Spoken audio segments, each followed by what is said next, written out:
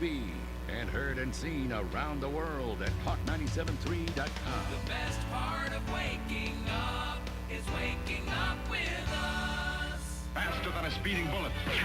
I'm a superhero. More powerful than a locomotive. I'm a superhero. That's who I am. Able to leap tall buildings at a single bound. I'm like a superhero or something. Hey, I'm a superhero too. Look, up in the sky. It's a bird. It's a plane. It's National Superhero Day. Your superpower is being the best Morning show. Come on, it's showtime.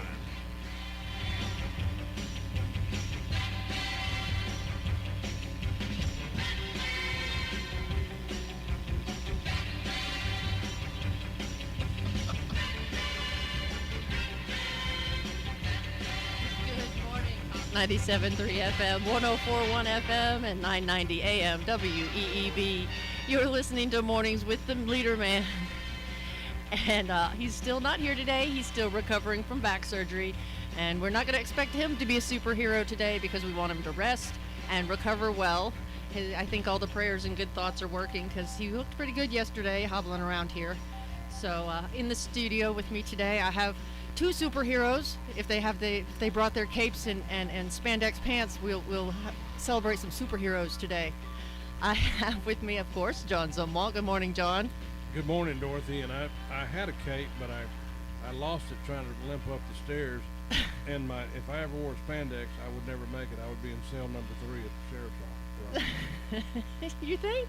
I'm pretty sure. But it's superhero day. Well, you know what, Dorothy? You are just glowing today. You're so full of I couldn't help it. It was the Batman music. Got me all pumped up. Batman? Yeah, you didn't hear the Batman music? Yeah, but were you alive when that show was on? No. Well, I was. I had to live through those times, Dorothy. I say nothing funny. No, I love seeing you so energetic. And let me say a word about the LeaderMan. He has been a superhero in this community for some time, and this is a better place for him. Because of him and some of the stories he's uncovered, and it's what makes this a great radio station. And I think why people miss him, and that's why they like him. So hurry up and recover, LeaderMan, but don't push it. We want you to be That's well. right. We wanted you to take it easy, take your time, come back stronger and better than you were before. Yes. So. All right, you ready for me to yak? I don't know. Am I ever ready for you to yak? Well, sometimes I think you are, and then you cut me off. At least today you did remember to turn on my microphone. Yeah, I turned on your microphone, but instead of turning down the music, I turned down myself. Did you notice that? That shows you how clueless I am sometimes. So you didn't notice. No, I'm sure other people noticed. But I'm like, why can't I hear myself? And it's like, because I had my finger on the wrong button. Well, it's Wednesday. It's been a long week, and it's only Wednesday. Well, it's been a long day for me. Old people out there will understand this. I've been up for a while. So have I. So I like getting up. Oh, yeah, you have too. You had to drive all the way in. Yes, I did. That's a pretty good drive, isn't it? About 40 minutes. Yeah. And at this time of morning, there's really no traffic, thank goodness. So it's kind of nice. You get to listen to whatever. Just can think, which I like doing. I usually listen to audiobooks on my way here. Well, I want to tell you, ladies and gentlemen at home, how I kind of hope this morning goes. During this 30-minute session, we've got Bob Levy here, one of the school board members. Hello, Bob. Hey, how are you? How are you? And by the way, happy Superhero Day. Thank you. And did you say how are you? How are you? How are you? How are you? And it's one of the things. Well, I spent the first 2 months of my life, so my parents tell me, in New York. So somehow I caught some of the accent. It's a disease. You know. Nah. Most people don't believe I'm from the South. Well, I was born and raised in North Carolina, believe it or not. And most people look at me like I have two heads because they don't think I have a Southern accent. Well, you don't really have much of an accent, Dorothy. You and I are two of the few people on earth that don't really have any accent at all. So I'll say for sure because I also spent 40 years in Los Angeles, so I get to talk Valley talk. There you go. For sure. Did you spend all that time in California as a Valley girl? Oh, well, no, Okay. because back during those days you couldn't just wish a change in gender. That didn't quite work, and it shouldn't quite work right now. But some people think that that's something you can do. Well, Bob, before you get in any more trouble Yeah. for things that you said that are completely innocent, let's talk about Well, first I want to talk about the demonstration, and then I want to bring Bob in this hour and the next hour to talk about the unbelievable events at the school board yesterday, and they were unbelievable. And by the way, good morning, school board. Good morning, Bob Mob. I know you all listen. It's wonderful to have you here. Good morning, Pilot, Pathetic Pilot. I know you all are big listeners, big fans, and thank you once again for supporting our radio program. And by the way, I don't spend a nickel on the Pilot, not ever, so just want to let you know that. Okay, let's talk about the demonstration that we had yesterday. I did not organize this demonstration. The organizers were amazing, amazing people. They did such a good job on such short notice. It was not a demonstration like the ones you've been used to seeing on television with the burning police cars and getting in the face of the police and calling them horrible, obscene names. There were no buildings destroyed. There were no fights breaking out. It was, to be honest with you, if you just were to drive up and get out of your car, you would have thought we were having a picnic. And I'm not kidding. There was music playing. Kids were running around. There was pizza. And by the way, Pete's Family Restaurant provided the pizza. Pete didn't even really know what was going on. Pete's from a country where you're not allowed to exercise your rights all the time for things like a demonstration. So he just wanted to support it. He bought out pizza and a lot of it, and would not take payment from anyone, just to support the idea of being able to be free in a free country and a free nation. And so Pete's Family Restaurant, thank you very much, Pete.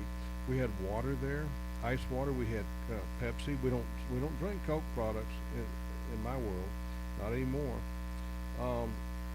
But we couldn't get anywhere near the doors because the police were there blocking them off, blocking off the road. Now let me say this: we love the police, and we love those two police officers that were there yesterday.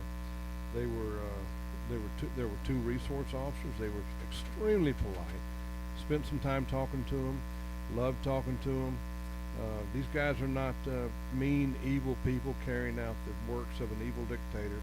They are two men who have a job, and their boss, Dr. Grimacy, they didn't tell me this, but what else could it be, had them block off the parking lot so that we couldn't get through to where all the school board members enter and leave. So we were in the front. We were in the grassy area that they had told us that we must remain in. But we couldn't get near the people that we wanted to hear us and wanted to see us. So we stayed there. And no one tried to smash through the barricade. No one got up in the face of the police officers. We gave the police officers a round of applause at one point. Several people, well, at least two people I know, took them water because it was very hot out there.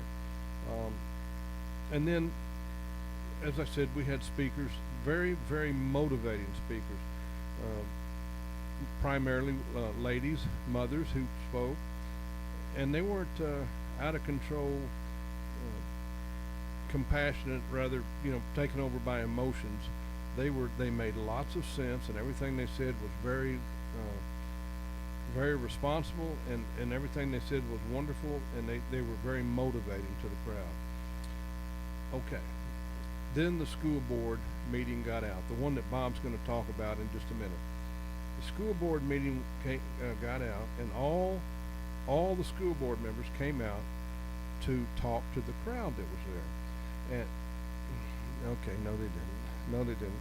Three came out: Bob Levy, David Hensley, and Philip Holmes. These wonderful three men that we've just elected. Now let me tell you something. They didn't come out to an adoring crowd like they were the guru coming here from India to his admiring fans who just wanted to throw wreaths at him and tell them how wonderful they were. The whole crowd was not exactly friendly.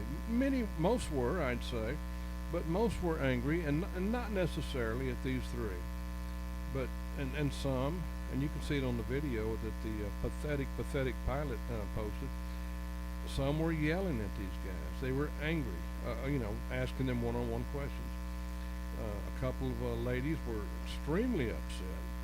And in fact, I got an email from one this morning that said she was very angry, but she was angry at the school board and the policies she was angry for her children. She was concerned for her children, and she said that she was, she wished that she wouldn't have gotten so angry with these guys. But you know what? I completely understand how she could, because she loves her kids, and who can blame her? And some yelled, some were, just they were not happy. Not all of them. But you know what these three guys did? They stood there and they listened and they answered every single question. Now, their answers were not well accepted by a couple of parents, but it didn't matter. These three guys stood there and they answered the questions. And that's what we're not seeing and have not seen in 3 or 4 years now from our school board. The rest of our school board, they will not answer questions, and I do not understand why. It'd be different if these three guys yesterday would have come out to an adoring crowd. I wouldn't really have much to say about it, but they didn't. They came out and they stood in the midst of it, and you know what? They'll do that anytime, anywhere. What happens the next day? Bob is here on the radio. David and Philip have plans, or they would have been, but they I think Bob can speak for them as to what's happened. Well, let me tell you what happened when the questions were all answered and they stayed there. I think they might have been the last ones to leave. I don't know. They left after I did. I drove by the school area where we had our demonstration yesterday evening. I drove by it, and there was nothing there. I take that back. There was one piece of tissue paper, and I got out and gagged and picked it up. I don't know who used it and threw it down, but anyway, I picked it up and I put it in my trash in my truck. And other than that, it was clean. You would never know we were there. It was a wonderful day. And if we didn't accomplish anything else, which I think we did, we did accomplish bringing together some like-minded people and understanding that we can get together and we can raise our kind of cane, which means a peaceful, constitutional way of doing things, and we can make a point. And congratulations to the ladies who put this on. Thank you for everyone who came out. I would like to take credit for this, but I was just a player in it, just like you were. And of course, I use the word player, which someone's going to put that down in a Facebook page somewhere. Oh, he thinks he's a player. No, I don't. Y'all are ridiculous. Now, there's another story here, a bigger story. And oh, by the way, I asked the police officers if any of us could go inside and watch the meeting, and they very politely told me the facts, and the facts were this.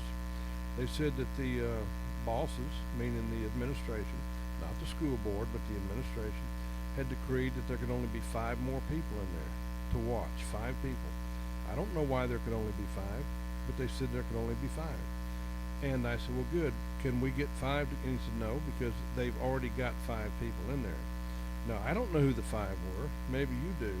But I can tell you this, it was none of us. It was none of the people who went there to observe and see what the school board's doing about the things that we're concerned with. No. So maybe we can find out from Bob. I don't know. I'm putting him on the spot here. But let's go to Bob. And Bob, I have a couple of questions for you. Oh, for sure. I did not watch the entire school board meeting because I heard from you guys. It went fairly well. You were pretty happy with it.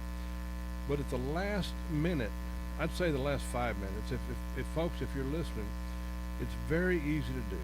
You can get on YouTube and you can punch in Moore County schools in North Carolina, and then you can go to yesterday's meeting and just scroll. If you don't want to watch the whole thing, just scroll to the very last 5 minutes, and you're going to hear one of the most remarkable, amazing things that you've heard as far as rudeness, and I would say, I'm going to throw out the word ignorance, and it's my opinion, just my opinion, I have no proof of this, I think it was choreographed and pre-planned, and I thought, and a lot of Pam Thompson, I just cannot believe what happened yesterday with her and Libby and Sleepy Ed Dennison. So, Bob, do you want to jump in here, or do you want me to sit this way? No, that's fine. What happened, the first thing that I want to talk about, the first thing I want to talk about is to tell everyone that the school board meeting itself was very, very productive. we have $25 million, which was handed down from on high out of Washington, D.C. Whether you think it was a good idea or a bad idea, they're sending it to us. And we had to decide before May the 7th exactly how we would use that. And that would tend to be a fairly divisive sort of a thing. One of the problems is that you don't want to start hiring all sorts of people, because if you start hiring all sorts of people, you're creating what is called a fiscal cliff. Because as soon as the Washington money runs out, we have to go to the local people, to the local county commissioners, and seek money to continue funding these positions. So we had to make sure that that we did not use it for too many positions that had to be funded later, and we had to make sure that it could be used for something related to COVID, because that was what the federal government said. Well, we found a way to work into our $120 million of backlogged maintenance for some of our schools and the like, and it was amazing. I think your conservative school members got a great deal of what we wanted to make sure that that our schools were well funded from the standpoint of the fiscal plant, and making sure that our buildings were being upgraded, and that our air conditioning systems and our lift stations, which had been ignored for years and years by previous school boards, that those were taken care of. And then came the end of the meeting, and everyone was saying, first one of the things that I said in my closing remarks at the end of the meeting was to thank the staff for the hard work that they did in trying to come up with this plan. And then all of a sudden, Pam Thompson starts to say, well, Mr. Levy, you have insulted the students and compared them to Nazis. And it took me by surprise, because that is just, it came out of left field. It is just not something you're going to do at a school board meeting where everyone has worked hard for a couple of hours trying to do something for these kids. And to do, it's called an ad hominem attack. It's an attack on me personally. And it really goes to the heart of who I am, because I'm sure Ms. Thompson understands that I'm Jewish. And quite frankly, I never bring it up because it's irrelevant. It's irrelevant to anything that I do. It is irrelevant to any action that I take on the school board. I believe in a colorblind society. I also believe in a religious blind society. I believe that there are good Christians and there are good Jews, and quite frankly, there are good Muslims and there are good Hindus and there are good Sikhs, and there are some bad Muslims, there's some bad Hindus, there's some bad Jews, and there's some bad Christians, and there's some bad Sikhs, and there's bad in everyone, there's good in everyone. So that is totally irrelevant to me. But she decided to come down and compare something that I had said on the radio. And by the way, what we were talking about on the radio was a very, very small aspect of what the school board does. And what the school board does is present these very, very interesting vignettes of propaganda at the beginning of the school board meeting. And what I had said was, I'm interested in facts and figures.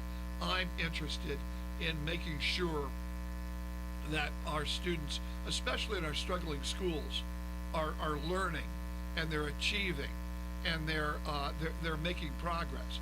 And in order to do that, I don't really care for the beautiful vignettes that are choreographed to make us look good. I care about the hard facts, the hard figures. I care about whether we are taking our poor kids and we are making sure that they have the resources to achieve, regardless of their race, regardless of their creed, regardless of their religion. There are poor kids, and there are struggling families all over. And we need that. We need to make sure of that. And the only way we can do that is to compare our schools and how they're helping our poor kids, how they are helping our special needs children. And those are the facts and figures, and those are really, quite frankly, it's boring for anyone to hear it. I'm one of those people, it's not boring to me, it's why I went to the school board. It's why I campaigned to go to the school board. It's why I'm at the school board, because I want to help children. So what does Ms. Thompson want to do? Ms. Thompson wants to bring my religion into it, which I believe she did in an anti-Semitic fashion. And then she wants to totally ruin the progress that the school board has made. But that wasn't the worst of it, because quite frankly, there are many things that I agree with that Ms. Thompson says.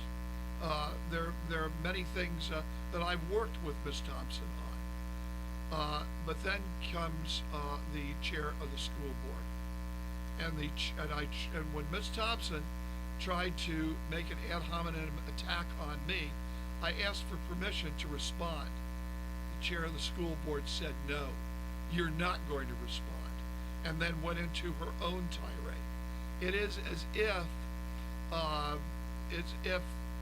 the legacy members of the school board decided that they would do an attack on me, why they chose me, why they chose that day, why they chose to totally disrupt a good functioning school board.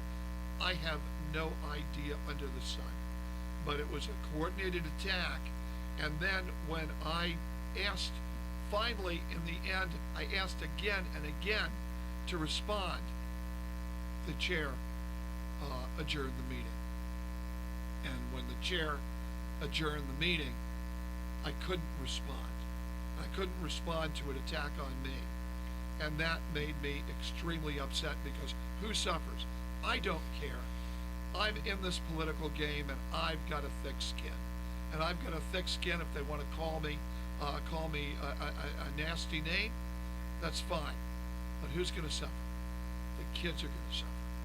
Because when you do an ad hominem attack on another school board member at the end of a successful school board, people look at that school board and they don't say Bob Levy is right or Libby Carter is wrong. They say a pox on both your houses, and they don't support the kids, and they don't support what we need to do for the kids. And who's the loser? The loser becomes our children, and that's the problem, Gina. Okay, well, Bob, a couple of things. One is that you used the term coordinated attack, and I know those are just words that you just happen to choose, but I happen to believe it was. I want to make sure of one thing. I make sure that I say this quite frankly. I do not know whether they talked about it ahead of time or whether they both thought it was just a great idea and decided to chime in together. So I don't want to I don't want to give a false narrative, but it was so coordinated, so well orchestrated to wait until after I spoke to then attack me, and then not give me a chance to respond, and then to quickly and abruptly end the meeting. It was, honestly, Joe McCarthy would have been proud. It was, and that's the reason I brought that up, because I knew that. Now, on the other hand, I do believe there's enough evidence there to at least it looked like, it appeared to be pre-planned, coordinated, orchestrated, and so I'm going to say, to me, this is not Bob speaking, but to me it looked very much like a coordinated attack. Bob says he has thick skin, and I would like to vouch for that. I have been making fun of his shoes since 1962 when he bought them, and so if he can laugh about that, he's doing pretty well. But now Pam, the amazing part about this is Pam was upset about something that you had said on this radio station, supposedly. She said that someone had told her, and we don't know who that was. Well, we do. I know who it was. I know who it was just as surely as I know the sun will come up in the morning. But I have no way of proving it. But someone had told Pam that you had said some things on this radio. Now, here's the amazing part. Pam said, I didn't hear it, but myself, but someone had told me about it, and they said they would send me a link, but I never heard it. And to bring this up in public about something, what if you had heard something terrible about Pam, and but you had someone had told you that she had done something, but you had no way of knowing? It would be awful, terrible for you to bring that up at a public meeting. Even to utter it behind her back would have been bad. So for her to do this, and then you really need to go listen to the video, folks, because immediately after she made this outrageous charge and apologized to the children, apologized to Dr. Grimmer, she apologized to the parents, apologized to fellow board members for something that she didn't even hear, doesn't even know is a fact, has no way of even telling us what was said, except to then Libby goes into this big thing about, I will not sit here and allow you to, I don't remember the exact words, I have them written down, but to make fun of the Holocaust. Okay, the Holocaust. Bob, I wouldn't normally ask a question like this, but I want to reconfirm, you are a Jew. Not only am I Jewish, my wife's family, quite a few of them perished during the Holocaust. My father-in-law escaped Nazi Germany just at the time of what is called Kristallnacht. So, boy, did they pick the wrong guy to accuse of something this horrendous, the Holocaust, and they're picking on you. Now, and then after Libby went into her rant, you, David Hensley, demanded that you have time to respond, tried to take up for you because he was there, and we'll talk about these remarks next hour. David Hensley demanded to take up for you. You demanded to be heard. Libby Carter said, you're out of order, you're out of order, you're out of order. Do I hear a motion to adjourn? Now, apparently that woke Ed up just long enough to go, yes, move, we adjourn. And then he went back to sleep. And then who made the second? I have no idea. As a matter of fact, there's a theory that we're still in session, but that's just sort of fun to think I never about. heard a second be made, but immediately, motion, carry, whatever, and then we're adjourned, and then the screen went blank. And I tell you, it was a railroad job. Now, we're just about out of time. We're going to have you back at 8:30, and we'll also have Dr. Falwell on, the treasurer of the state of North Carolina. He'll be on about 5 minutes. We'll make it a short little session so we can get back to you, Bob. But of course, the rabble-rousing Bob mob is all over this today. They're burning up their little Facebook pages with how terrible you are, and that you're a Nazi of all people. I mean, and I guess Pam's in the Klan. You know, that's by their logic, just like they said that Mark Robinson was in the Klan. You know, it's ridiculous. It's typical left-wing garbage, and it's garbage that hurts the kids. It does. It made me upset. Well, let's take this up after the break. All right, we're out of time, folks. But A come back warming at 8:30. trend is for in Bob. progress this week. We are going to see highs today head into the mid to upper 80s. With strong winds moving in out of the southwest, it's going to be breezy at times. We are going to see a few clouds around to start, but expect partly cloudy conditions by the afternoon. Overnight will fall into the upper 50s and lower 60s. Tomorrow will be warmer and windy, with temperatures climbing into the upper 80s and lower 90s. Some areas could get really close to the record high. I'm meteorologist Peter Sherwood in the Weather Center. Broadcasting from the top of the North Carolina Sandhill, 97.3 FM, 104.1 FM, and 990 AM, WEEB, Southern Pines, Pinehurst, Aberdeen. News this hour from townhall.com. I'm Rich Thomason. There are new mask-wearing guidelines out this morning from federal public health officials. CDC Director Dr. Rochelle Walensky announced the updated COVID-19 guidance regarding masks. For vaccinated people, outdoor activities without a mask are safe. However, we continue to recommend masking in crowded outdoor settings and venues. She said unvaccinated people, defined as those who have yet to receive both doses of the Pfizer or Moderna vaccine or the one-shot Johnson & Johnson formula, should wear masks at outdoor gatherings that include other unvaccinated people. Greg Clugston, Washington. It is called the American Family Plan, comes with a $1.8 trillion price tag. President Biden will talk about it tonight when he addresses Congress, and that's not all he will discuss. White House Press Secretary Jen Psaki says Mr. Biden will talk about his other priorities as well. Police reform, immigration, gun safety, his ongoing work to get the pandemic under control, and to putting Americans back to work. Senate Minority Leader Mitch McConnell accusing Mr. Biden of pulling a bait and switch on the American people by steering hard left. President Biden ran as a moderate, but I'm hard-pressed to think of anything at all that he's done so far that would indicate some degree of moderation. An 8 p.m. curfew came and went, but protesters remained on the streets, prompting police to make about a half dozen arrests last night in Elizabeth City, North Carolina. It was a seventh straight night of unrest in the wake of the fatal police shooting of Andrew Brown, Jr. India's coronavirus death toll now topping 200,000 as the virus surge pushes a frail healthcare system past the breaking point. Wall Street Dow futures down 81 points. More on these stories at townhall.com. Excuse me, why don't you have life insurance yet?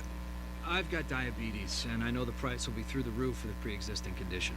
Well, actually, SelectQuote makes it easy to get very affordable life insurance, even if you have a health issue. I'm listening. You'll get quotes from some of the country's most trusted carriers. Even with your diabetes, you can get around $250,000 in insurance for as little as $1 a day. That would be amazing. What's it called again? SelectQuote. Just call or go to selectquote.com to get your free quote. Get the coverage you need at a price you can afford. Call 1-800-694-1010 or go to selectquote.com today. That's 1-800-694-1010 or selectquote.com. SelectQuote. We shop. You save. Get full details on example policy at selectquote.com/commercials. Monthly premiums vary based on health company and other factors. Not available in all states. Saudi Arabia's crown prince insists he wants good relations with rival Iran. In a televised interview, Mohammed bin Salman, who's also the de facto ruler of Saudi Arabia, struck a conciliatory note saying he wanted Iran to prosper. He also added that Riyadh is not opposed to talks with Tehran, provided it stops sponsoring militias in the region. Both the countries have been locked in a rivalry for regional dominance, including the conflict in Yemen, which is seen as a proxy war between the two countries. MBS also downplayed differences with the new administration in the United States. President Biden has taken a tougher stance with Saudi Arabia on its human rights record and the Yemen war. That's the BBC's Samir Hashmi. An American warship fired warning shots when vessels of Iran's paramilitary Revolutionary Guard came too close to a patrol in the Persian Gulf. The U.S. Navy has released footage of the encounter in international waters. News and analysis at townhall.com. It's time for President Biden's first batch of judicial nominees to go before Congress, setting the stage for what one day could be his pick of the U.S. Supreme Court. 5 of Biden's nominees appear on Capitol Hill today for confirmation hearings to become federal appeals court judges. One of them, Judge Ketanji Brown Jackson, who is black, is seen as a possible pick for the Supreme Court if a vacancy arises. She's now a judge in the District of Columbia, and Biden wants her promoted to the city's federal appeals court. As for whether there might be a Supreme Court opening in the near future, Justice Stephen Breyer, who at 82 is the court's oldest member, has been mum about any retirement plans. I'm Julie Walker. A federal appeals court in San Francisco has ruled that plans for 3D printed self-assembled ghost guns can be posted online without U.S. State Department approval. More on these stories at townhall.com. The greatest comeback of all time is underway. Remember to shop local businesses. A reminder from Talk 97.3 FM, 104.1 FM, and 990 AM. WEEB. War Dogs Army Surplus is Moore County's largest selection of Army surplus. They buy, sell, and trade Army surplus, and they'll match any legitimate offer from competitors with a price match guarantee. They'll match and beat any competitor's price by 10%. With the largest selection of vintage and modern gear and collectibles, War Dogs has everything you're looking for. Open Monday through Friday, 10:30 a.m. to 5:30 p.m. and 11 a.m. to 4 p.m. on Saturdays. 675 Southwest Broad Street in Southern Pines, or call 910-920-7749. That's 910-920-7749. War Dogs. We offer more and sell for less. Try Zaxby's Cobb Salad, crafted with carrots, Roma tomatoes, cucumbers, crispy bacon, hard-boiled eggs, fried onions, and your choice of grilled or fried chicken. Or try Zaxby's Blue Salad, topped with blue cheese crumbles, zesty fried onions, and your choice of buffaloed or blackened chicken. Both served with a hot and buttery piece of Texas toast. Zaxby's. Friends, family, flavor. Located in Southern Pines off Highway 15501 in front of the Holiday Inn. At Pines Funerals, your family's safety and comfort is our top priority. In light of today's current circumstances and environment, Pines Funerals is now offering from-home arrangement appointments. Whether your family is in need of immediate assistance or pre-planning for the future, arrangements can now be made from the comfort and safety of your own home, online or by phone. For family members who are unable to attend a funeral service due to any circumstance, Pines Funerals offers an online guest book, flower shop, and the private recording and broadcast of services upon request. For more information or to request your from-home arrangement today, visit our website at pinesfunerals.com or call 910-947-2224. That number again is 910-947-2224. Call today and see why more families prefer Pines Funerals. Are you frustrated with the high cost of your health insurance? Are you tired of paying high premiums and high deductibles? And have you ever wondered if there are any other healthcare plans available? Well, Deep River Insurance offers alternatives to the Affordable Care Act. These healthcare options could save you 30% or more. Enrollment is open year-round, and you can cancel your current plan anytime. These plans are available for small businesses, self-employed, families, and individuals. Our plans can be customized to meet your specific needs, so let us help you cut through the confusion. Call Deep River Insurance today at 910-948-3081 to see if this is right for you. Your health insurance doesn't have to cost more than your mortgage, so you owe it to yourself to at least check it out. 910-948-3081. Deep River Insurance, providing simple solutions for your peace of mind. 910-948-3081. Or visit our website at deepriverinsurance.com. Aaron Cooper here with Cooper Ford, your only locally owned Ford dealer in Moore County. All of us here at Cooper Ford are proud to announce we have been awarded the Elite President's Award by Ford Motor Company. Presented to only 10% of all dealers nationwide for excellence in both sales and service customer satisfaction. Treating others the way we want to be treated is how we do business here at Cooper Ford. Located in the heart of Moore County and only minutes from anywhere. So please come see us here in beautiful Carthage or visit us on the web at cooperford.net. And as always, working really hard to be your hometown dealer. NCN News, I'm Mike Rayleigh. Several protesters were arrested last night after breaking Elizabeth City's new 8 p.m. curfew. The unrest unfolding after lawyers of the family of Andrew Brown Jr. said Tuesday that an independent autopsy report shows Brown was shot 5 times by law enforcement, including a kill shot to the back of the head. In Raleigh, demonstrators stood silent at the foot of the Capitol last night, holding signs calling for police footage of last week's fatal encounter to be released. One demonstrator telling ABC 11. So everyone in Elizabeth City and Raleigh and North Carolina, like right here, the people here standing here in solidarity with those people, we want to see the footage. We want accountability. President Biden will lay out an ambitious agenda later tonight as he addresses a joint session of Congress for the first time since taking office. White House Press Secretary Jen Psaki spoke with CBS this morning for a preview of what the president is expected to say in his address surrounding his bold American Family Rescue Plan that will tax the rich. The president believes we should propose a way to pay for it. So what you're talking about is raising the top rates, the top tax rates for 1% of Americans. 1%, the top rate, going back to what the rates were during former President George W. Bush's presidency. On Tuesday, the CDC relaxed some of its outdoor mask guidelines, particularly for people who are fully vaccinated. Kara Ripke with the Transylvania Public Health Service tells WLOS. We've seen very little spread of the virus outdoors. A new UK study suggests even one dose of a COVID-19 vaccine reduces the risk of household transmission by up to half. Researcher Peter Openshaw says the vaccines and human immune system are performing even better than hoped. It shows that the immune system is doing something a lot more than we were expecting of it. Legislation has cleared a Senate committee that would make more details public about the personal history of North Carolina state and local government employees. You're listening to NCN News. If the power goes out for your business, are you prepared with a backup? Without electricity, security systems go down, refrigerated items spoil, and customers are turned away. In other words, your business loses money. Control your power. Control your business with a Generac automatic standby generator. Alternative Power is North Carolina's Generac generator experts. In fact, all Alternative Power does is provide backup power. Financing options are available. See more at alternativepower.com.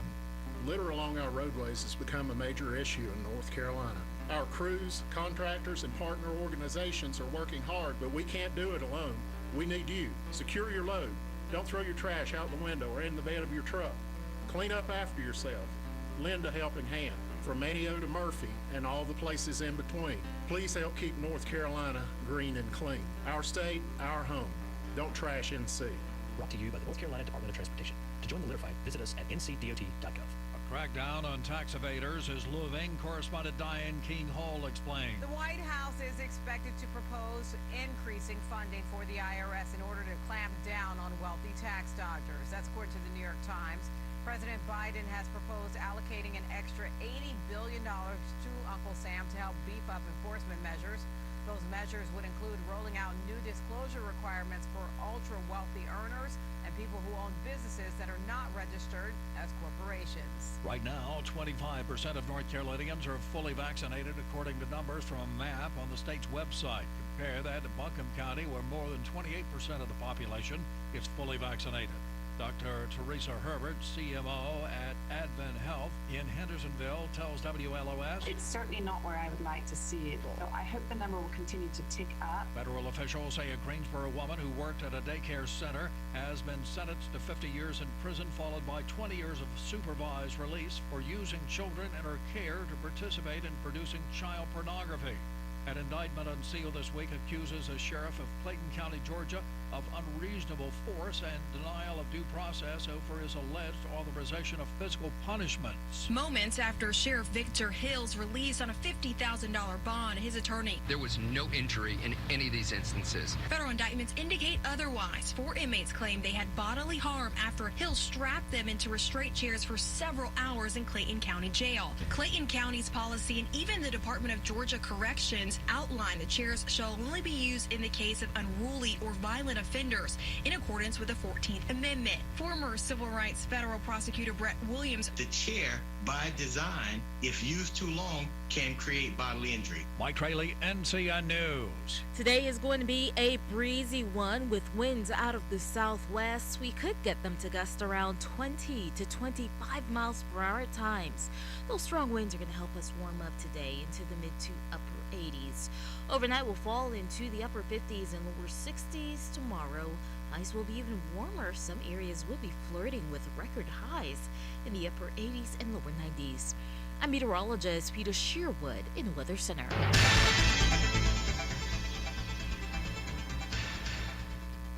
And now for your Sandhills news. Authorities are searching for a suspect who they say robbed a gas station on Monday. The armed robbery took place at the short-stop convenience store in Lakeview near Vass.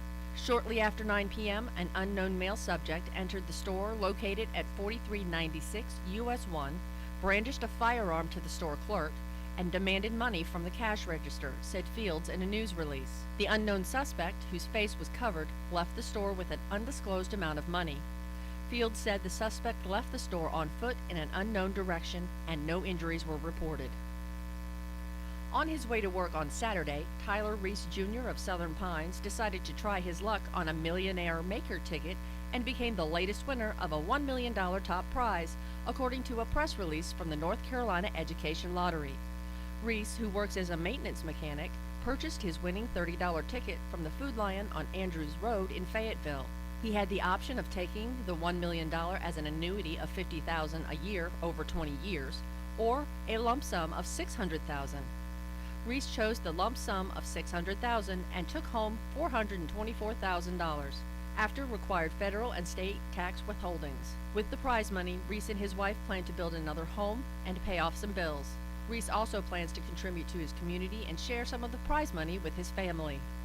A man from Vass is behind bars on a murder charge after being arrested Tuesday, according to a news release from Moore County Sheriff Ronnie Fields. During the early morning hours of April 27th, the Moore County Sheriff's Office received a report of a stabbing that had occurred at 284 Circle Drive outside of Vass, said Fields. Deputies responded to the incident, and upon arrival, 2 victims were found to be suffering from obvious stab wounds. One victim was transported to the hospital in serious condition. The other victim died at the scene because of injuries sustained. 35-year-old Craig Seagraves is being held at the Moore County Detention Center without bond after he was arrested the same day and charged with 1 count of murder and 1 count of assault with a deadly weapon with the intent to kill. Cypress Point Fire and Rescue was called at 2:15 on April 27th to a fire in Carolina Lakes in Cameron. The rural neighborhood has unpaved roads with ruts and washouts.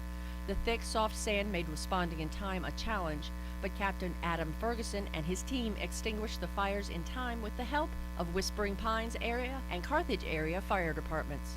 3 outbuildings, a car, a truck, and a grassy area were burned at the home on Lake Rest Lane, but the residents and separate outbuilding were not harmed. An investigation into cause is ongoing. That's your WEEB local news this morning from the Sandhill Sentinel. Go online to sandhillsentinel.com for more information.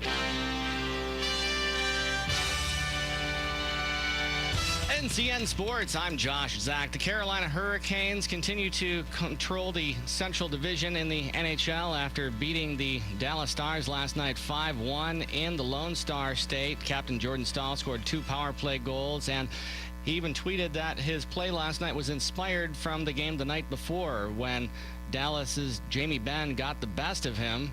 Head coach Rod Brindamore was asked about that. You know, Jamie Benn had a good game, but certainly wasn't at the expense of Jordan. He just does what he does. I mean, he's just consistent, and every shift he's there for us. And, you know, I can't say enough good things about him. And you know, if that's how he felt, then that's great, because I know if he gets a little angry, he's a real special player. And, you know, he was tonight. Sebastian Aho also had a goal and 2 assists for the Hurricanes, while Jason Robertson scored the lone goal for Dallas, his 15th. That extends his rookie point streak to 9 games. That is a Stars rookie record, and it's also the longest by an NHL rookie this season. On the hard court, Giannis Antetokounmpo had 29 points and 12 boards. Brooke Lopez added 22 points, and the Milwaukee Bucks held off the Charlotte Hornets 114-104 last night in the Queen City. Devontae Graham scored 25 points, and Miles Bridges added 21 and 10 boards for the Hornets, who had their 2-game win streak snapped. The Hornets beat the Bucks by 12 at home in January, and then by 8 on April 9th in Milwaukee. They were hoping for a sweep last night, but alas not. The Brooklyn Nets are first in the Eastern Conference, or the first in the Eastern Conference to clinch an NBA playoff berth. Meanwhile, Kevin Durant scored 7 of his 17 points in the fourth quarter of the Nets' 116-103 win over the Raptors. Luka Doncic scored 39 points, and the Mavericks jumped on Golden State from the start and thumped the Warriors 133-103. The Thunder, winners over the Celtics. The Trailblazers paced the Pacers, and the Timberwolves win their 3rd straight, this time over the Rockets. This is NCN Sports. Hi, Darcy the Cow here for Black Cow, the mature manure. Every time you buy a bag of Black Cow, you're helping the environment. Black Cow contains 10 times more nutrients and microbes than garden soils. Your lawn, flower beds, and vegetable gardens will be off to a great start with Black Cow. Black Cow, the mature manure. Black Cow. Hey, I'm Katie Webster with North Carolina Emergency Management. Severe weather can happen throughout the year in North Carolina. You can protect yourself and your loved ones by being prepared. Have a family emergency plan. Assemble an emergency kit with a 3-day supply of non-perishable food and water. Download an emergency alert app, have a weather alert radio, and listen to local weather reports. Go to readync.org for more severe weather safety tips. This message is brought to you by the North Carolina Department of Public Safety. Major League Baseball says 70% of players, on-field staff, and support personnel have been fully or partially vaccinated for the coronavirus. The NHL, meanwhile, is preparing for contingency plans if virus restrictions in Canada prevent travel between provinces or back and forth in the U.S. during the playoffs. NHL Commissioner Gary Bettman calls the situation widely unpredictable and says the league will make whatever adjustments necessary to get the playoffs completed. Right now, the Canadian teams are in a division where they're playing only each other. The Milwaukee Bucks are offering COVID vaccinations to fans attending games Sunday against the Brooklyn Nets. Boston pro sports teams could be playing in front of full capacity crowds by August. That's according to the new Massachusetts COVID-19 reopening guidelines. Josh, Zach, NCN Sports. As our economy gradually reopens, remember to support local. Know you're doing the right thing and stay proud. Be a part of the greatest comeback of all time with Talk 97.3 FM, 104.1 FM, and 990 AM. WEEB. Hi, this is Rodney Swarms with Plumbing Night. We know that plumbing emergencies can happen at any time. In fact, they seem to happen at the most inconvenient times. And then inviting an unknown plumber into your home, that can add to the stress of the situation. Plumbing Night wants to alleviate any stress about inviting a technician into your home by guaranteeing that we have not only the very best plumbers, but also the most knowledgeable plumbers. Before any of our employees are hired, all of the employees must undergo drug testing and a thorough background check. If they don't pass, they aren't hired. No exceptions. Once they're hired and part of the team, they receive continuous technical and customer training to ensure that they are the very best at their trade. This training is week after week, month after month, year after year. This training is what got us into community college to teach the plumbing trade. So the next time you have an emergency, call the Plumbing Night. They're known for extraordinary service and integrity. Call the Plumbing Night at 639-5555, day or night, or on the web at theplumbingnight.com. When you're ready for your next painting project, there's only one place to go for high-quality products. JB Short Carpet 1 in Southern Pines carries premium Benjamin Moore paints for any type of project. Benjamin Moore offers unmatched color and durability, so color will last for years to come. And when you shop JB Short Carpet 1 in Southern Pines, you're not just improving your home, you're supporting a local business too. Benjamin Moore, for everything that matters. JB Short Carpet 1, Highway 1 North between Southern Pines and Bass, or on the web at shortcarpet1.com. Keeping the interior surfaces of your car clean has never been more important. So how do you sanitize your interior safely? Hey, it's Anthony from Champion Car Wash and Detail Shop with a pro detailer's tip. Logically, bleach, ammonia, Clorox wipes, or Lysol would be the best products to use inside your vehicle to clean and sanitize, right? However, these products are most often too harsh for the delicate surfaces of today's vehicles. So what can you use? Use a simple soap and water solution to clean the interior surfaces first. While it won't kill germs, it'll remove dirt, grime, and contaminants sitting on the surface. Afterward, you can use a 70% isopropyl alcohol solution sprayed on a microfiber towel, not directly on the surface, to wipe down the vehicle hot spots like your steering wheel, radio buttons, door handles, etc. A 70% isopropyl alcohol mix ensures maximum effectiveness of the sanitizing wipe down. As with any product you're going to use on your car, always be sure to test this on an inconspicuous spot to ensure color fastness and effectiveness in your own vehicle. If you have any questions, don't hesitate to call Champion Car Wash and Detail Shop, 692-5060. I really don't know anything about insurance except that I need it. I wasn't even sure I had the best coverage for my money. Was I glad I found FCIG? First Casualty Insurance Group in Southern Pines. They did a search among about 36 different companies and found just what I needed. You know, if you haven't taken a look at your insurance in a while, maybe it's a good time to call FCIG. First Casualty Insurance Group, Southern Pines. 910-692-8303. 910-692-8303. Rudino's is back open for in-house seating. They were voted best pizza in Spectator magazine, but pizza isn't their only specialty. Come in on Wednesdays for music bingo night, beginning at 6 p.m., going until the final round ends. Prizes awarded for each round. Thursday night is pasta night, $7.99 for any pasta dish on the menu. So visit Rudino'sSouthernPines.com to see what's on that menu and other weekly specials. Rudino's Pizza and Grinders on Pinehurst Avenue in Southern Pines, voted #1 by Spectator magazine. From the WEEB Community Calendar. Moore County parents, the Education First Alliance of Moore County will be holding a parent boot camp to learn what's happening with critical race theory in the Moore County school system. They will be running that boot camp on the 6th of May at 7 p.m. in the Southern Pines Civic Club. That's Thursday, 6 May at 7 p.m. Learn what you can do to stop critical race theory in the Moore County schools. The event will be free, but you need to register. Go to www.ed firstnc.org/parent boot camp. That's www.edfirstnc.org/parent boot camp. By now, you have probably heard that Health Innovation Pharmacy sold its retail prescription business to another company. However, they still offer compounding and medical equipment. So for dye-free, preservative-free, alcohol-free, or sugar-free forms of medications, turn to Health Innovation Pharmacy. Same location on Pinehurst Avenue, but with a new phone number, 910-246-2850.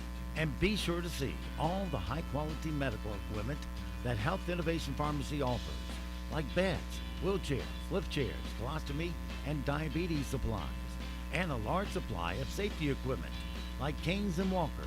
Open Monday through Friday, 9:30 a.m. to 5:30 p.m., still located at 295 Pinehurst Avenue in Southern Pines. Or call them at 910-246-2850. And as always, you can visit them on the web at healthinnovationspharmacy.com. At Sandhills Collision Center in Seven Lakes, we proudly serve all your automotive repair, auto body restoration, and collision repair needs.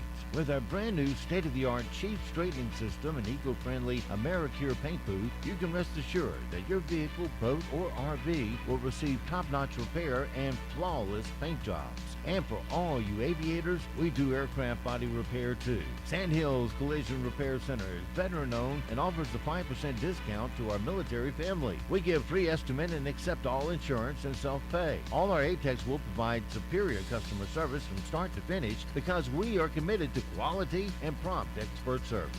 Bring your automobile, boat, or RV by today for a free quote at 135 Village View Drive in Seven Lakes. That's just 2 minutes from the Food Lion on Seven Lakes Drive. Or call us at 910-673-AUTO. That's 673-AUTO. Sandhills Collision Center, because you deserve the best. Give your desk and your back an upgrade. Turn any old workstation into a sit and stand workstation with an Alera raised desktop from Sandhills Office Supply. With easy access levers for simple adjustments, this space-saving design is affordable too. Experience the benefits of an Alera lifting workstation with a demo at Sandhills Office Supply on US 1 in Southern Pines next to Smithfield's Barbecue.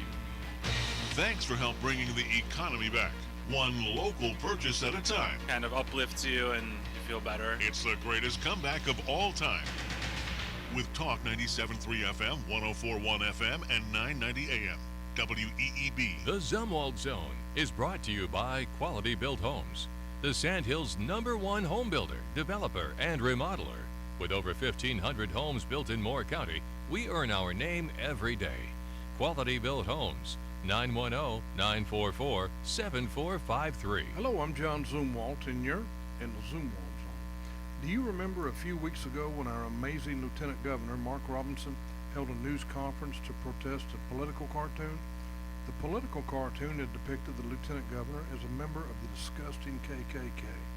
The KKK, you know, the group of detestable low-life thugs who used to lynch black people because they were black. And I might add, just because they were black. The stupid part of that is Mark Robinson's black. Well, guess what happened yesterday? The chairperson of the Moore County School Board accused board member Bob Levy of, quote, mocking the atrocities of the Holocaust. The Holocaust, you know, the unbelievably evil which saw the murder of millions of Jews because they were Jews. And I might add, just because they were Jews. The stupid part of that is Bob Levy is a Jew. This stemmed from an accusation by board member Pam Thompson that someone had told her about something they'd heard on the radio, but Pam had never heard. Of course, Bob Levy was not allowed to respond. Ed Dennison came out of his stupor long enough to make a motion to adjourn. Please, go watch the last 5 minutes of the school board meeting. It's easy to find. We've got to vote these hateful people out of office. Pam Thompson, if someone told me you were a Klan member, I'd defend you. You should have defended Bob Levy. Libby Carter, you tired of radio comments? I have an idea. Come on air with me. You're welcome anytime on the Zoom Wall Zone. Our warming trend is in progress this week. We are going to see highs today head into the mid to upper 80s. With strong winds moving in out of the southwest, it's going to be breezy at times. We are going to see a few clouds around to start, but expect partly cloudy conditions by the afternoon. Overnight will fall into the upper 50s and lower 60s. Tomorrow will be warmer and windy, with temperatures climbing into the upper 80s and lower 90s. Some areas could get really close to the record high. I'm meteorologist Peter Sherwood in the Weather Center. And now, the Sandhills' #1 morning show. Mornings with the LeaderMan. Here on Talk 97.3 FM, 104.1 FM, and 990 AM WEEB. And heard and seen around the world at talk973.com. The best part of waking up is waking up with us. Faster than a speeding bullet. I'm a superhero. More powerful than a locomotive. I'm a superhero. That's who I am. Able to leap tall buildings at a single bound. I'm like a superhero or something. Hey, I'm a superhero too. Look, up in the sky. It's a bird. It's a plane. It's National Superhero Day. Your superpower is being the best Morning show. Come on, it's showtime.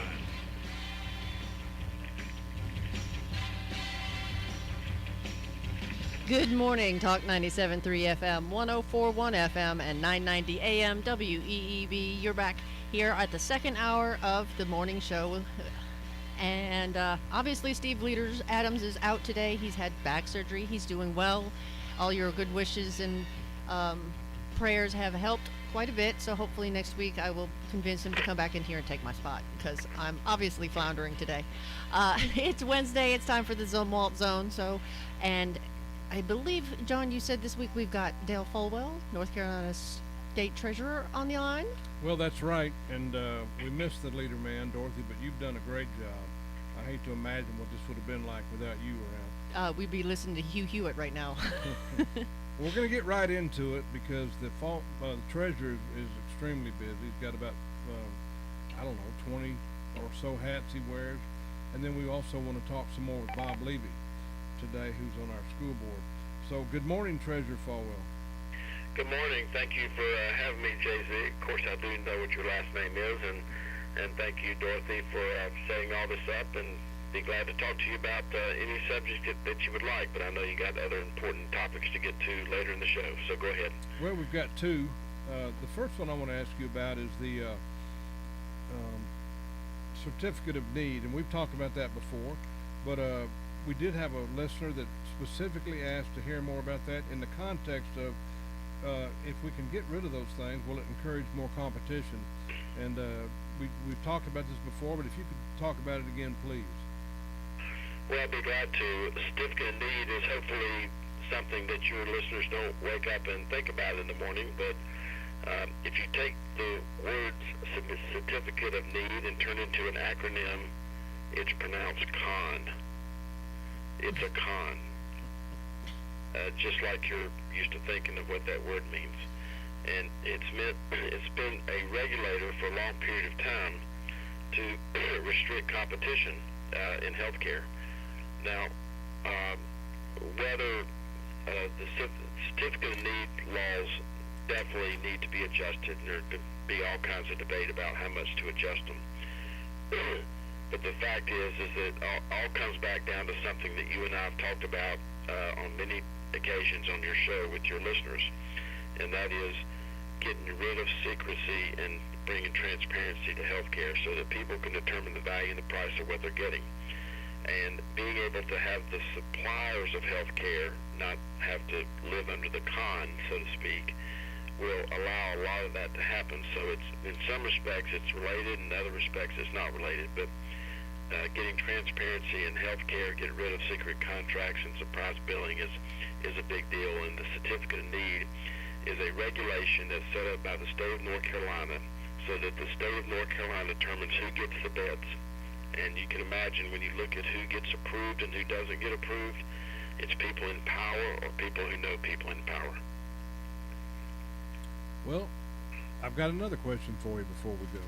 I wonder if you could discuss with us just briefly, because of the time factor, I know that the governor just signed a new North Carolina cash match piece of legislation, but I'm not real sure I understand that.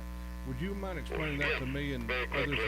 And I was just down there recently and presented another unclaimed property check, nccash.com, to the St. Joseph of the Pines, our good friend over there, Scott.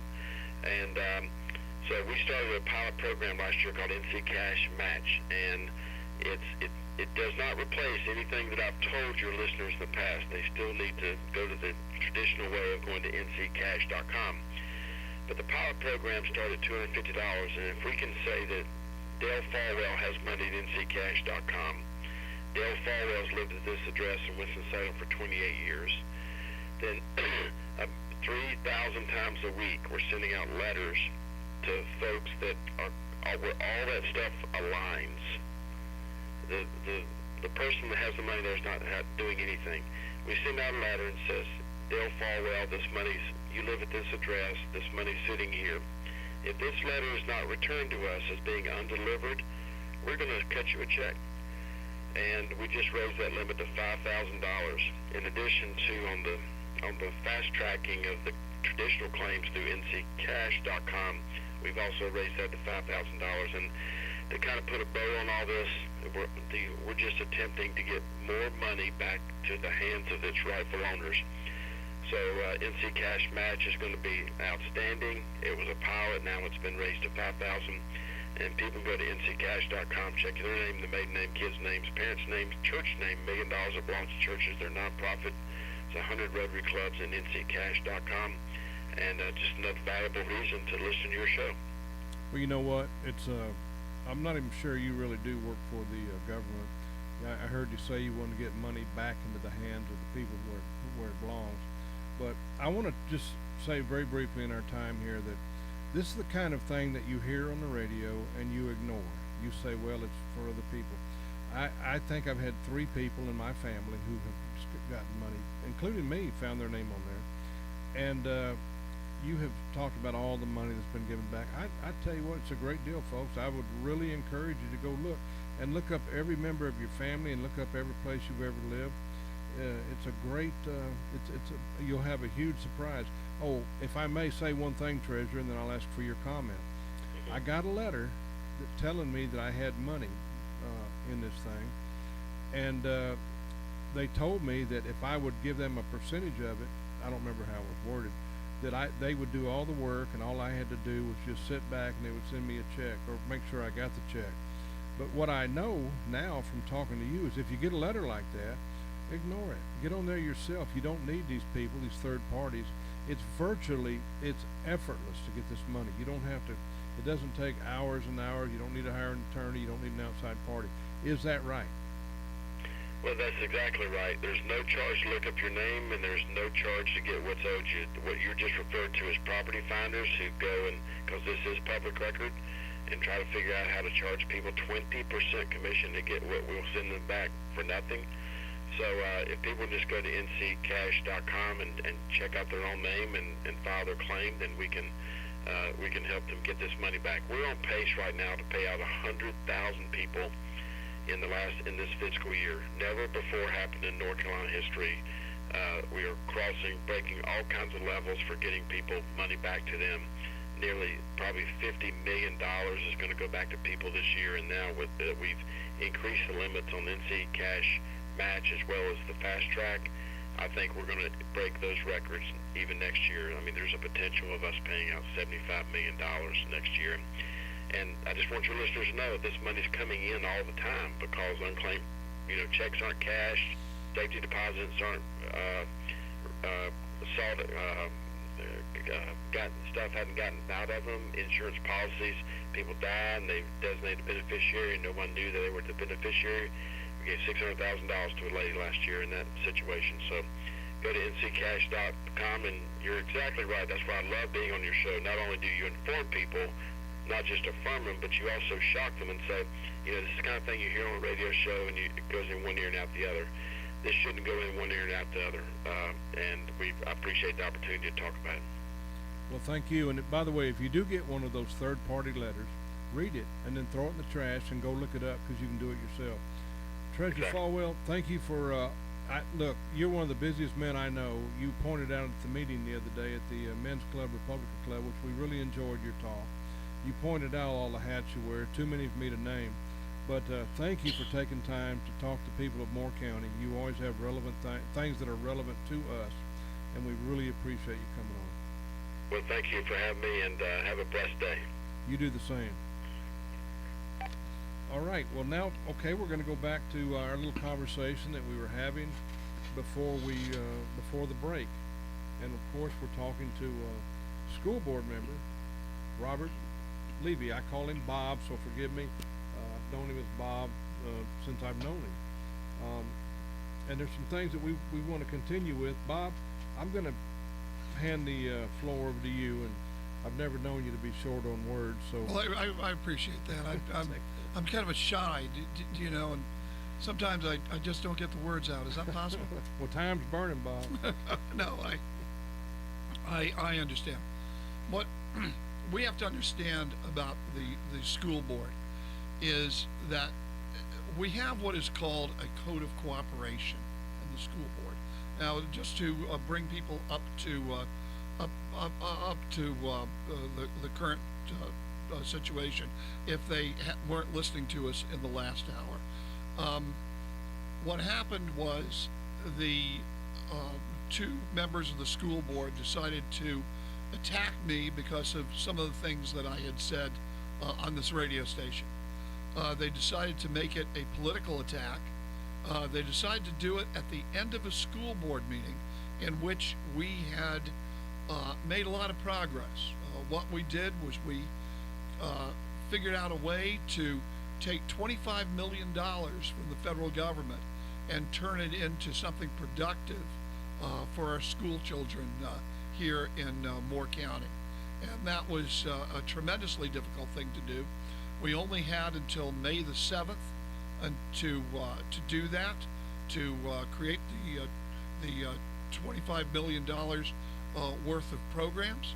And we had to make sure that those programs in what we call the out years, in other words, we know we're getting $25 million right now, but we want to make sure that we don't burden the taxpayers of Moore County during the out years when we no longer have that money, and so that the taxpayers of Moore County will have to continue what the federal government was paying. So we had to create some finite programs, some things that would help the students but wouldn't burden the taxpayers of Moore County, and we did that. Our administration did a very, very difficult job of suggesting various repairs that are done that need to be done to among a lot of our schools. We have some older schools, especially in the northern part of the county, that need work. We have air conditioning systems that need work. We have some of the things that aren't sexy. They're not new schools. They need work. So we were able to do that. So at the end of that successful meeting, all of a sudden, Pam Thompson, who is a member of the school board, decided to do a personal attack on me. I was upset on this radio station because of the fact that oftentimes in these school board meetings we get what I call propaganda tapes. In other words, they're very, very nice things, very, very nice presentations about how things are going in our schools, but don't really get down to the nuts and bolts of what we need to do to help our poor children, to help our disadvantaged children, to help our exceptional children, to help the children who need a little boost. And we don't get down to the nitty-gritty. We don't get down to the facts and figures, which are more or less boring, but we need to do that. And so I had basically said that some of what was done in this vein was propagandistic, and I said that we're not the propaganda ministers for the school board. I want to get into facts, I want to get into figures, and I don't want these beautiful vignettes about schools. They're fine, they're nice, but they're not the work of the school board. The work of the school board is generally boring, it's generally hard, but it is results oriented. And that is what I said. And so I made I made a metaphor, and I said, well, this is a little bit over the top, and we talked about some of these things that we'd seen on television, like CNN, where you have burning buildings in the background, and yet what we have is a reporter saying, "Don't worry, everything is fine, and this is a peaceful protest." And I also alluded to some propaganda that was done during the Nazi era, not to talk about the Nazis or anything like that, but to talk about overall. I think I spent one sentence or maybe two talking overall about propaganda and how we need to really look at the facts rather than to look at the propaganda. And all of a sudden, I turned into an anti-Semite. Well, that's a very difficult thing to do, because as most people know, my last name is Levy, and it's very tough for me to be an anti-Semite because I don't hate myself.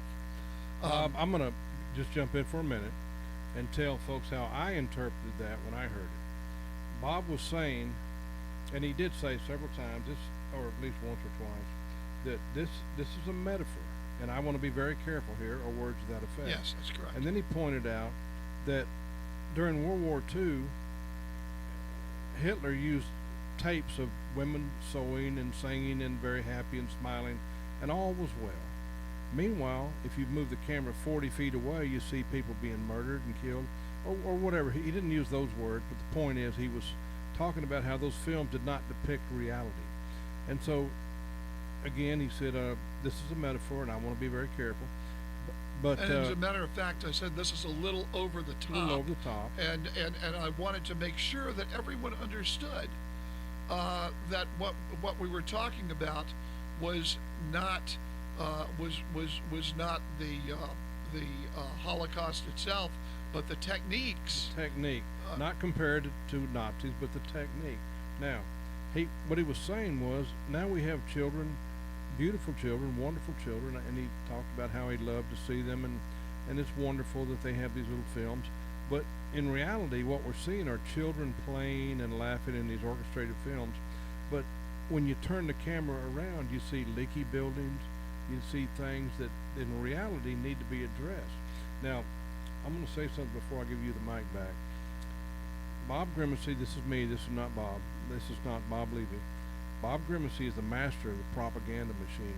We all know that for years he has marched out children to play a trumpet or to talk about their asthma or to do one thing or another. And these are all very pitiful things, and very sincere parents and very sincere children. He does the same thing before the county commissioners. He kicks in his propaganda machine. He's backed up very strongly by the Bob Mob. The Bob Mob, who, by the way, today are on social media attacking Bob Levy as being anti-Semite, and Bob, you're Jewish.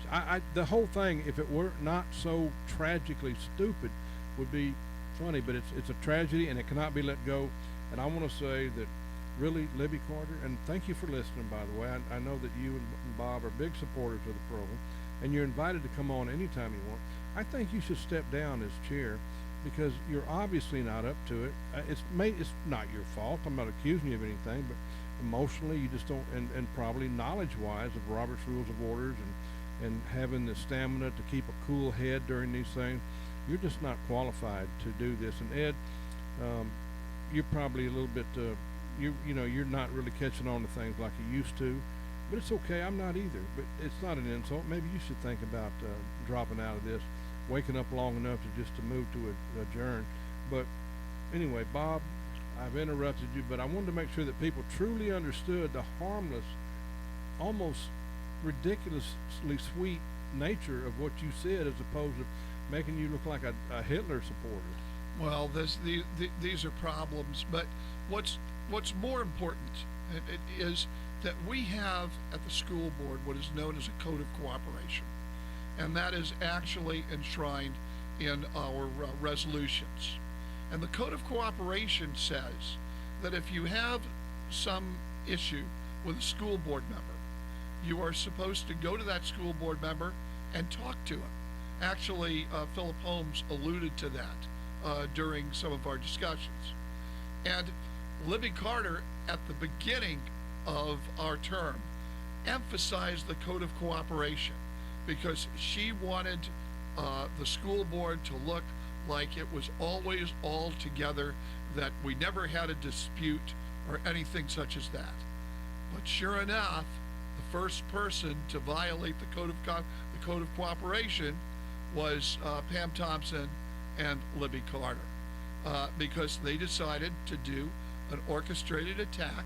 I think it was orchestrated. I don't have any evidence particular that they had talked about it ahead of time, but they waited until I had already made a rather innocuous comment congratulating some of our administrators on their hard work. They waited until the end.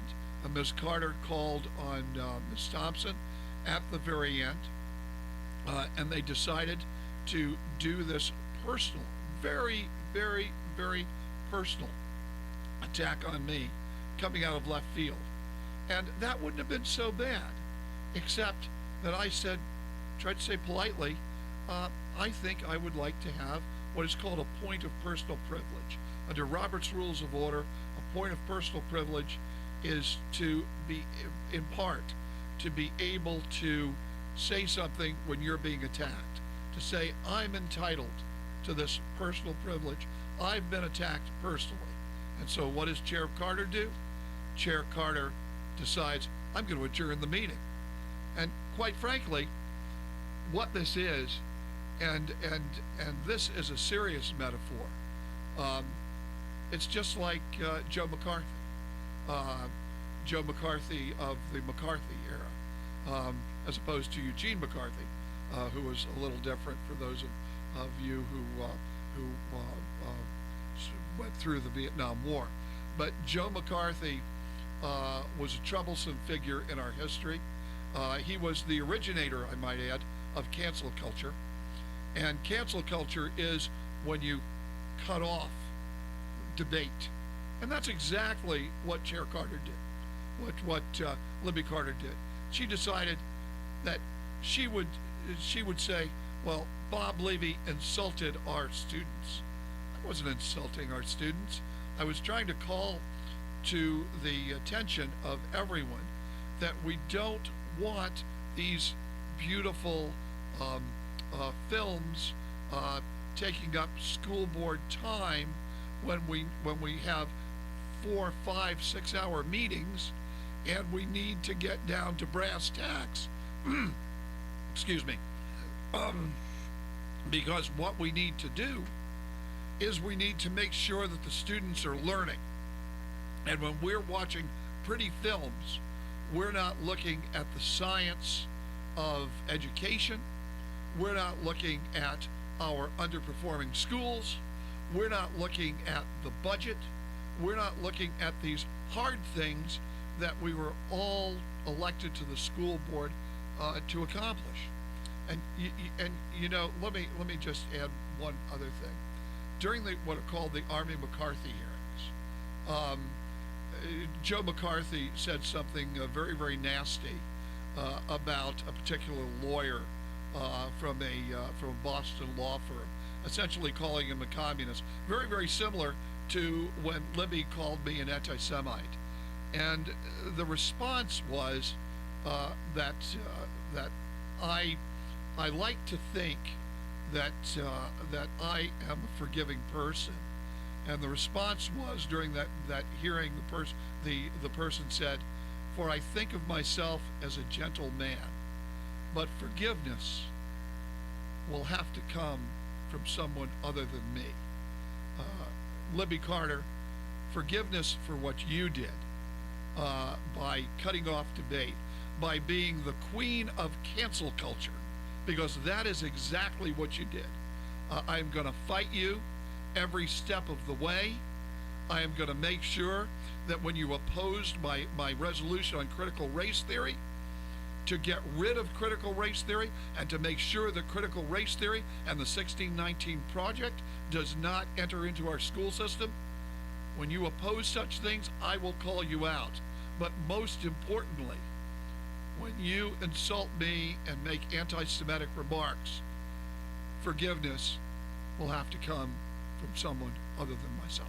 All right. Well, Libby, I know you're listening. I hope you didn't have to go away to get a cup of coffee, but you're invited on here to counter what Bob has said, and also I would like to ask you some other questions about some other things that you guys have done. You know what I was thinking about, Bob?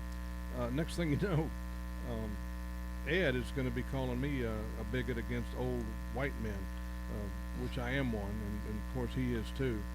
That's how ridiculous this whole thing's gotten with this victimization of everything. I do have a question for you. We don't have much time left. I have a question about this Robert's Rules of Orders that you guys follow supposedly so strictly. I object to this and the motion didn't carry, and and all these things, but it seems like it was thrown out the window yesterday. Here's my question. First of all, is there anyone that you can appeal to during the meeting, during Robert's Rules of Orders? And second, what if the chair just chooses to ignore them completely? What have we got? We just have one person in charge with no means to answer to that. Well, the problem basically is that when you chair a meeting, and I've chaired many meetings, when you chair a meeting, you have to listen and you have to think about Robert's Rules of Order, and you have to just try a to short be time fair. left, Yes. and sorry to interrupt you, Yes. but what are the consequences for the chairperson if they don't? Well, technically you're supposed to be able to overrule the chair, but when the chair starts yelling adjournment, the only consequence can be is, and I know a lot of people have called for this, and maybe it's time for Libby Carter to step down as chair and put someone in the chair who will listen, who will be much more attuned to Robert's Rules of Order, and who will be basically fair. Yeah, fairness. I don't really care if someone were to agree with her completely and totally. They may state that. They come on here and state it. But to completely shut you out after making a personal attack in a public forum that's going to be on video forevermore, and then to just ignore Robert's rules and just adjourn, and of course Ed woke up, and he's adjourned, and then I don't know what he did. Maybe he went back to sleep. But that's just wrong, Bob, in anyone's book. Well, but that's what democracy says to us, is that the voters have to say it's wrong, it's wrong.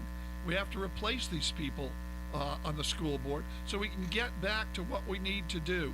And what we need to do is to educate our children and concentrate on educating our children. And for an hour and a half or 2 hours, that's what we were doing. Bob, we've got to, as the professionals say, we're out of time, and okay. So I'm sorry. I'm very sorry. Folks can get a hold of you. Then you can be contacted. You always answer. Thank you so much for coming on here and explaining this. And thank you for the privilege. And Libby, you're invited too, as is Pam, and especially I would like to invite the superintendent. Well, that's our Wednesday Zone Walt Zone. We will see you guys again tomorrow morning, Thursday. And I hope everybody has a great day.